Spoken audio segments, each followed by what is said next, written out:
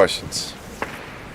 Given how things went in Oregon, how important is it, especially, or how tough is it that you have a team like Utah coming in here this first game this weekend? Real tough.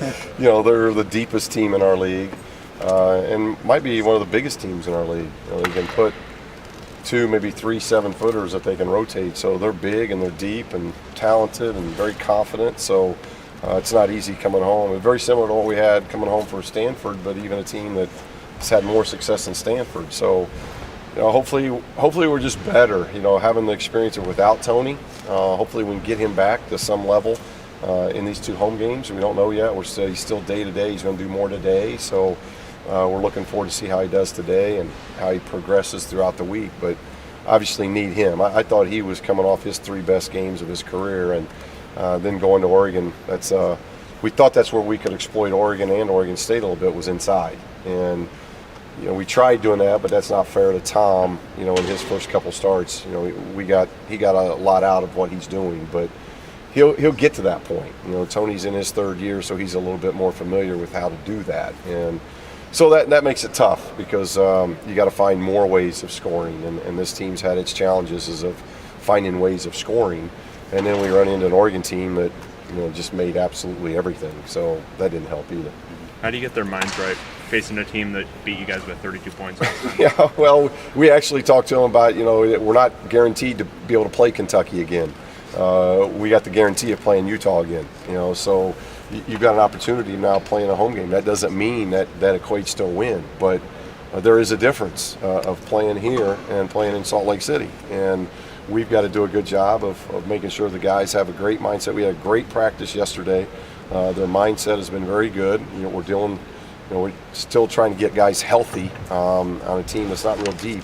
The health is the biggest issue. And then what you're alluding to is kind of the mind.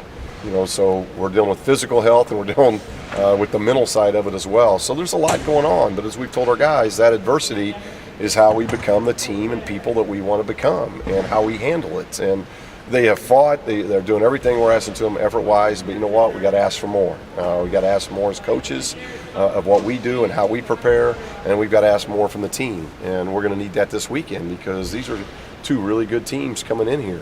Colorado's beat up a little bit like we are.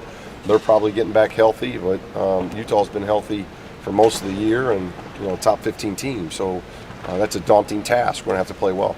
If Tony were to be able to play, where's the biggest concern given that with his back? Is it posting up or is it? Well, my biggest concern would be telling you that he's had about 8 to 10 days off. So my biggest concern with Tony would be conditioning. But he looks good. He doesn't look like he's picked up weight or any of those things. It's different when you haven't been on the court.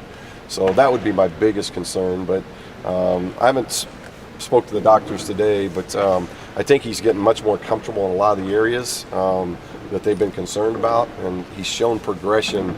He stayed home for the whole trip, so each day he's gotten better, and today he's supposed to be cleared to do some non-contact stuff. So tomorrow will be a big day to see how he comes through having a practice where he's at least been able to go through some things even though it's no contact.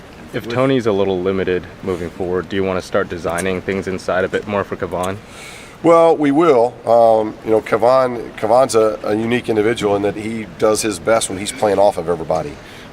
When you go to him in certain things, in certain areas, I don't think he normally looks as good as he does when he's playing off of people.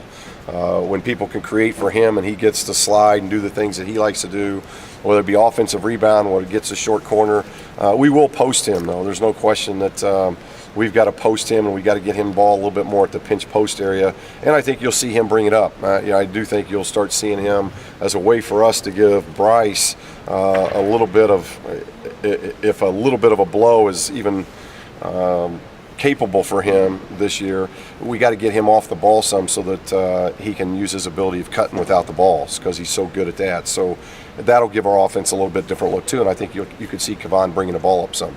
With the slump Isaac's going through, is there any thought of bringing him off the bench or changing anything with how you work? We just got to be patient with him, and we've told him that, of how much we believe in him, and we're trying to relieve as much pressure as we can with him and tell him just to be who he is and tell him how much we believe in him, because none of that's changed. It's just players go through that, and I try to tell him about whether it's my experience as a player or other players that I've coached or even played with, that you go through times like this where the thing just won't go in. So find other ways. Get to the free throw line. Get out on the break and get layups in transition. Be that defender that gets deflections or takes a charge or gets 6-7 rebounds in a game. There's so many other ways that you can control a basketball game other than just shooting. But he's such a conscientious kid, and that's what you like about him. He wants to do well, and that's why we believe in him. If he didn't care, it'd be a whole different thing. But Isaac's like a lot of our guys. They just care so deeply, but sometimes it compounds it when you're overanalyzing things. And hopefully he can just free himself up. He had a tremendous practice yesterday. He just needs to kind of free himself up and just play. And when he does that, he's really good. We know there's not a lot of flexibility personnel-wise, so how do you take the pressure off of him? Spent a lot of time communicating with him. Spent a lot of time in film, showing him things that when he's been really successful and when he's had good moments of play, to whether it's driving the basketball, playing the defensive end, rebounding and going, making the right decision making, showing him positive stuff so he can see it, and then continue to challenge him, just like we would challenge, all the guys of, we talk about all the time. You got to kind of etch a sketch, the old etch a sketch. When things aren't good, you kind of shake that thing up and start over, and that he's got to get beyond playing poorly and just it's over. Get on to the next play, get on to the next game. His role's not going to change. He's going to be on the floor a long time. We believe in him. We're going to go to him, and we need him to perform well, just like we need all those guys to perform well. So it's not just pressure on him. There's a lot of pressure on a lot of them. After seeing Thomas in that starting role, what does he most need to improve on? I think what you'll see him as he gets used to the physicality of really taking the next step of him being physical first. I think you'll see him go to a whole nother level. He's got a great skill set. He runs adequately right now. He'll continue to run better, but he's very strong and physical. If you ask our guys, the one guy they don't want to bang into in practice, it's Thomas. And so we're trying to convince him, make sure the opponents are saying that same thing too. And right now he's going away from contact, and contact's hitting him, and it's getting him off balance. And I think once he figures that out, to go make contact first, whether that's in a post-up, whether that's in his post move, whether that's in handling the ball, I think you'll see Thomas go to a whole nother level, because he can score the ball. He's the one guy, I think, this year in particular off the bench that he could be a 7-8 point game scorer for us here in his freshman year. And I hope, and I think his point production will go up here as the year goes on. Aside from just their size, what is it that Utah's big men do particularly well? Well, they all run the floor very well. They're strong and physical. They've got a really good skill set. So you have to guard them. And in guarding them, that frees up a lot of, now that they got leverage back, he can play the 3 and the 4. So he and Reyes can play some 4. Then you got Burkott, who's a very good freshman that comes in for him. I still think Taylor and Wright kind of run that team and make sure they're doing what they need to do. They don't beat themselves. They play extremely hard at both ends of the floor. They scored 24 field goals on us in game 1. 16 of them were on transition and second shots. So we can't give a team like this easy baskets. We have to take transition away. We have to take away second shots. If we do that, I think we can keep in the game and give ourselves a chance. If we don't, if it's like Salt Lake City where they're getting 70% of their points in transition second shots, that's going to be a long day for us. Wright and his versatility, what kind of challenges does that present? Well, he can beat you in so many ways. And that's what I was talking about earlier about our young players, learning that. He doesn't have to score. He doesn't have to make shots to beat you. He's very athletic. I think, arguably, if he's not the best defending guard in our league, he's right there 1-2. He gets steals, but then if he doesn't get steals, he understands fake trapping. He understands being in the right position at the right time. He comes up with big defensive plays. He's a big guard that can rebound. So he can beat you by getting 3-4 steals a game, 5-6 deflections a game, and 7-8 rebounds a game, and not score double figures. And he can still have a tremendous impact on the game. And there are a lot of players in our league that you can say that about, and I think that's what makes him special. With Jonah cleared to practice, what does that mean for you guys, and what's kind of the arc for Well, him? we haven't talked about that, but we didn't have Juana much in December. We gave him a lot of time off to concentrate academically, and so we didn't have him much in December. So you're down with him, you're down with Jonah.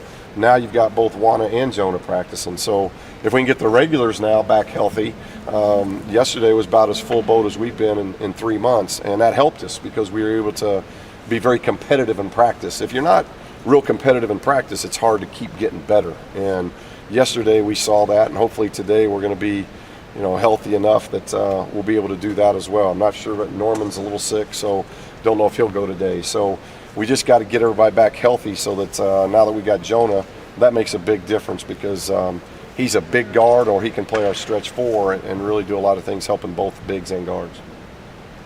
Is Norman at the flu? I hope not. I'm waiting, but I'm not sure if he'll practice today. So, something else. You got to deal with it. Norman's been banged up this year. I know. Thank you. Appreciate it.